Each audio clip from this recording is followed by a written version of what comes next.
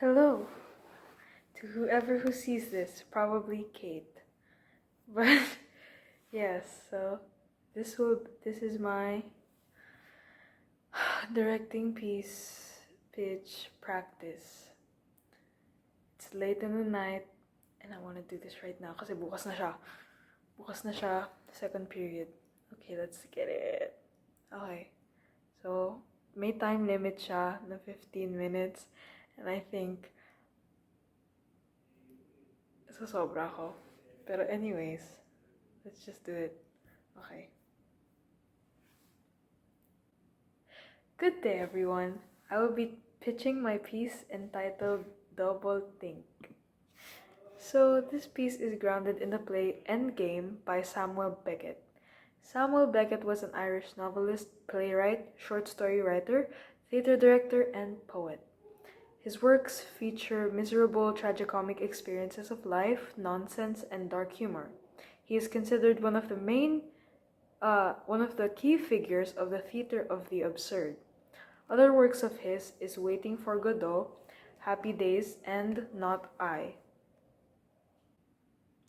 Endgame is an absurdist tragicomic one-act play about a blind, paralyzed elderly man, his old parents, and his servant in an abandoned shack in a post-apocalyptic wasteland.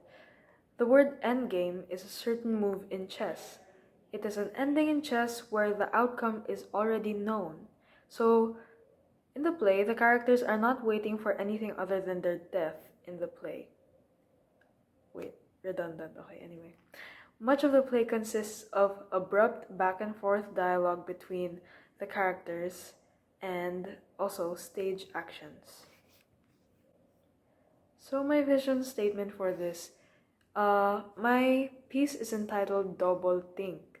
It's basically about a couple living their daily life.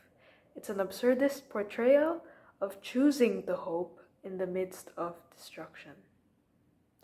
So I based the dialogue off of the Filipino adaptation of Endgame, which is Wakas Laro ni Jen Darlene Torres, and I only used the dialogue of two of the characters there, si Taho and si Sago.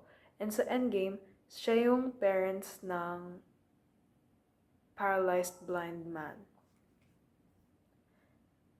This is not exactly what they'll look like, but this is the vibe I'm going for. So, the couple is seen in a small room made of poorly put together cardboard walls surrounded by stacks of worn out books and by half-burnt pages of records, with only a single warm light source, illuminating their surroundings. Throughout the piece, the couple will exchange in a normal, loving conversation. That's it. That's all that happens. However, it becomes known to the audience that the couple is living in the middle of an absolute wasteland, dark and dead. In the background, there are different sounds of shattering, crumbling, eroding, but it is not seen and it is ignored by the couple, implying that it's a natural occurrence to them. So, there will also be abrupt sound effects every time a cardboard piece falls off. And this piece is filled with pauses, a lot of silences, actions, subtle movements, and of course, dialogue. So the piece has an unsettling atmosphere to it, but it also has an intimate atmosphere to it because of the couple's peaceful intimacy.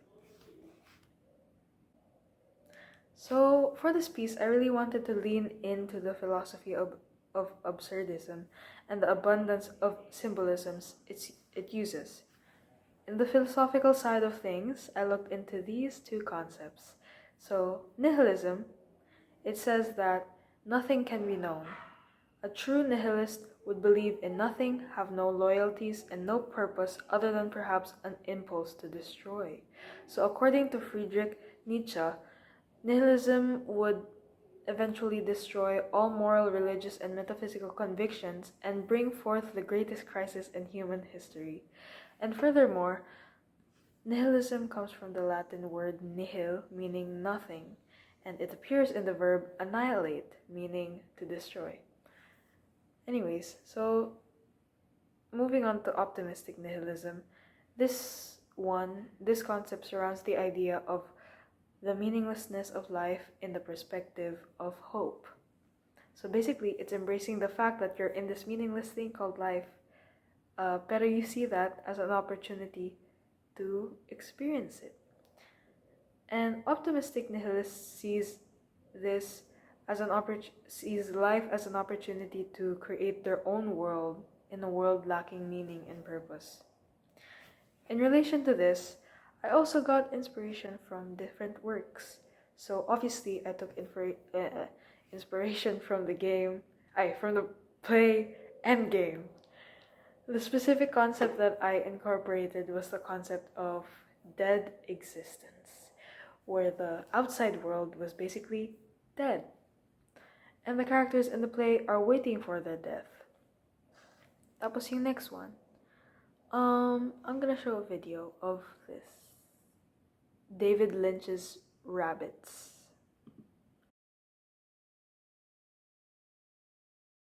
It's got that really chilling vibe to it.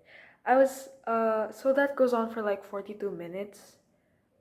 It's just 3 rabbits, and then may part na parang nagsiset on fire yung wall, like a part of the wall, and sometimes there's this, so may laugh track, and then there's this part na there's this part that very weird. They worship something in that red light, but anyways, that's so chilling. I was inspired by the atmosphere created using the dialogue and the slow pacing, the costumes, the plotlessness. Basta every element tied the aura of this film together. And yung aura niya is very unsettling and uncomfortable. Like you're waiting for something to happen, but it really doesn't happen. So that's what I plan to do with my piece. So yeah. And then next one is George Orwell's 1984. I also took inspiration from this book that I'm reading right now, and there's a saying to the story: war is peace, freedom is slavery, and ignorance is strength. So you could already tell na the book has a dystopian vibe to it. And dystopian, yeah. So yung concept na kinuha ko from this is yung destruction of the past. In the book kasi, there's a hierarchy among the people. And the people in the highest class, they have the power over everything. They even have the power to literally rewrite the past and basically dictate what is the truth and what's not at any given time. Kasi ayaw ng mga people in power na maging intelligent yung people under their authority, kasi that means ma-overthrow sila. So I connected the dots, and I saw that as another layer for the Filipino context in my piece, kasi that's what's happening today.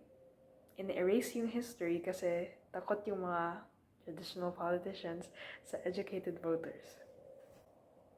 So next up is character studies. For the characters, there will only be 2 of them. I originally thought of casting an old couple because I based these characters off of 2 of the characters in Endgame, si Nag and si Nel, or si Taho at si Sago in the Filipino adaptation. And I plan to physically film this. Yes. Pero I'm not sure kung willing yung lola at lolo ko na mag-act together. So depende na lang kung sino yung available sa household ko. Pero I really want them to act together, or basta like adult. Yes. So in one critical analysis of Endgame, it said that Nag and Nel represent memory. Kasi they keep reminiscing about the past sa Endgame. And I went with this idea kasi as I said, I'm focusing on yung destruction of the past. So si Taho at si Sago, they're optimistic nihilists. They created their own world, their own way of living in a world that is almost nothing. So how they live is by keeping the past alive, reminiscing or talking about it, having the past literally surrounding them with the books, yung historical records, and keeping each other sane by loving each other. So that's how they choose to exist.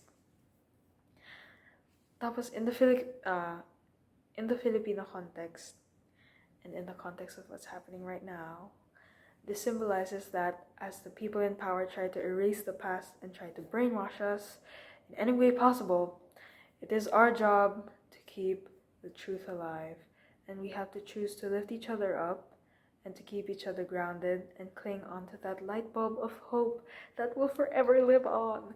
Yeah. So anyways, ayun. So in the destruction of facts, we have a choice. We have hope. And even as our world crumbles down, we have the choice to lift each other up. Yes. Okay, so moving on to my vision for theatrical elements. So set, costume, makeup, light, sounds. As I showed earlier, I would like to master the atmosphere like in David Lynch's Rabbits, to be able to sustain that unsettling but comforting feeling in the audience through the use of the theatrical elements. I would like the sounds to be very clear, almost ASMR-ish. I want every action, detail ng boses ng characters, every subtle movement to be heard. And there will also be a droning sound in the background, parang low humming, as heard as well in David Lynch's Rabbits, where it seems like there's it seems like there's something bad gonna happen, but it doesn't. So aside from that, there will be a lot of silences, atmospheric sounds, like I said kanina, yung explosions, screaming, eroding in the background. So yeah, yun yung sound design. And then, I know it's gonna be a challenging thing to have high quality sound design kasi mics are expensive. But that's fine. We're gonna find a way. So next up is yung set. As I mentioned, this piece is set in a pieced together small cardboard type of room with a light bulb taped to the ceiling with books, historical records, maps, little trinkets lying around. And yun yung set. And for the costume and the makeup, as seen in this picture, which is Nag and Nell from Endgame, I want the characters to have that pale skin, accentuated yung dips ng body or mukha nila, and they're kind of dirty and wearing ragged clothes or basta simple plain clothes. That's enough. Basta they're, yes. So for how the piece will look naman, it will mostly be static shots, pero may mga angle changes, especially kapag nagbabatuhan na ng mga linya yung characters.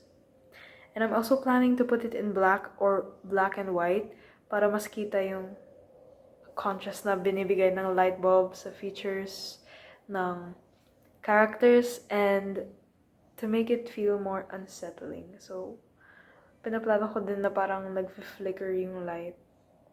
Ayun. But, we'll see if that works.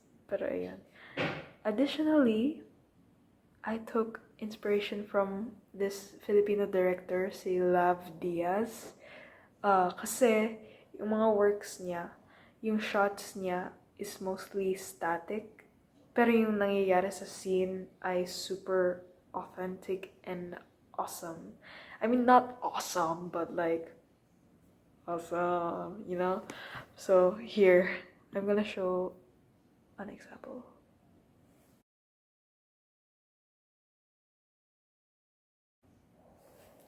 So, yun. Another example is this, ito, yung context niya is a guy is, playing a song on his guitar, tas kumakanta lang siya, pero yung context ng place na yan ay they're waiting for war ata. And then yun, parang sobrang na-inspire ako dyan sa scene na ito na ipapakita ko kasi yun nga yung contrast niya, yung war, tapos yung singing, peacefully singing. Yeah, so ito siya.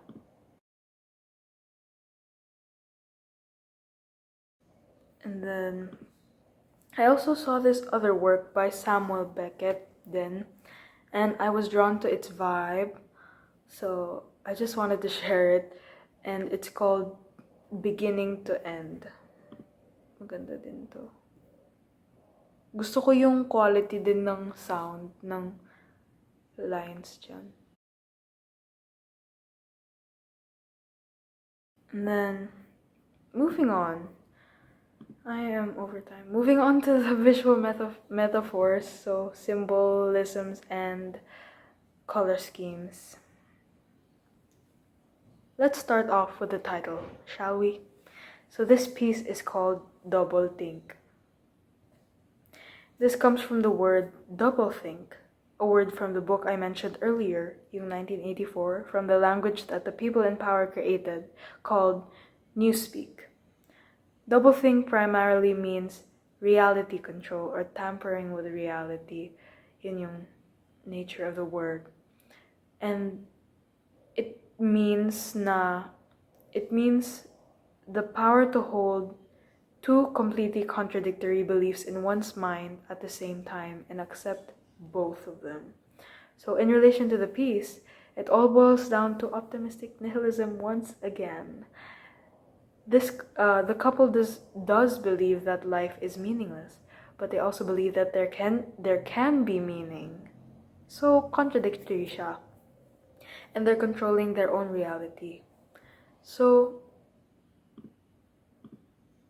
other symbolisms. Taho and sago symbolize memory.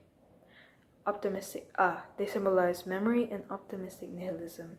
And their interaction with each other signifies yung pag-aangat sa isa't isa in the midst of destruction. Speaking of destruction is symbolized by the eroding sound in the background, the decaying of the characters' faces or bodies, and also the abrupt sound effects every time a cardboard piece falls off, and yun. So, and yung wasteland as well, that represents destruction, meaninglessness, nothingness. And then the cardboard walls symbolize reality control ng characters. They choose to hope. They choose to create their own world, literally create their own world of cardboard, and to experience life in that small cardboard box. And then yung stacks of books and yung half-burnt pages naman symbolize the salvation of the past and holding on to that truth, holding on to that hope. Tapos yung light bulb, yun din, holding on to that hope. Liwanag sa dilim. Pero yun. So, that ends my presentation. But yeah, yun. Overtime ako ng 5 minutes. But that's okay. So, thank you for listening. Bye-bye.